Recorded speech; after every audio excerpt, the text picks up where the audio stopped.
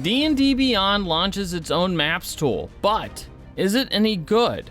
I don't know, you tell me. This week, Wizards of the Coast announced a long-awaited maps tool for D&D Beyond. This new tool, currently available for Master Tier subscribers, lets users either use pre-made maps and encounters or upload their own maps and populate them with tokens. Now, these tokens are currently limited to creatures found on D&D Beyond or player characters that are in the campaigns of those paid subscribers. Now, D&D Beyond launched the feature with several pre-built maps and encounters, including those found in Dragons of Stormwreck Isle, Keys from the Golden Vault, and Phandelver and below. More maps of both older adventures and upcoming adventures will be launched in the nearish future. Now, right now, the Maps tool is just that, a map. On the plus side, it's kind of nice to have a readily available VTT, sort of, that's a bit more intuitive to use than Roll20. And this is essentially a free feature for Master Tier subscribers. Players won't need to pay extra to access maps if they're already using D&D Beyond to share content with their players. Which, and you know, honestly, that's a lot of people. I really don't think of this as a paid new product, but rather a value add for something that people are already paying money for. No one is going to pay money to use D&D Beyond's map tool, but subscribers who are already paying for all the other stuff that's on D&D Beyond probably will get some use out of this. However, the functionality is horrifically limited at the moment.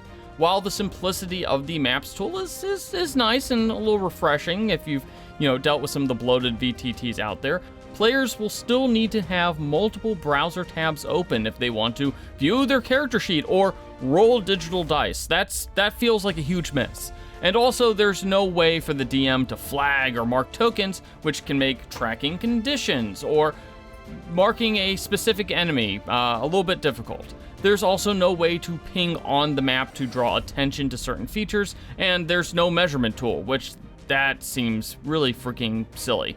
Honestly, the only feature Maps has outside of maps and tokens is a fog of war feature, which I guess is more important than being able to measure distance in a tabletop game. I don't know about that.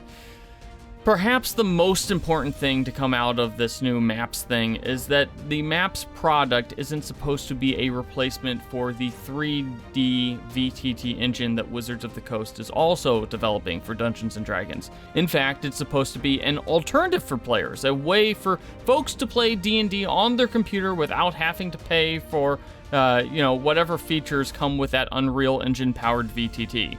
And, quite frankly, that's kind of progressive of Wizards. They're offering a free, and I use the word free with, air quotes, alternative to D&D Beyond users to what is supposed to be a cash cow. Hasbro has high expectations for that Unreal Engine-powered VTT, and now there's a cheaper alternative that people get for free as long as they subscribe to D&D Beyond, which, again, a lot of people do.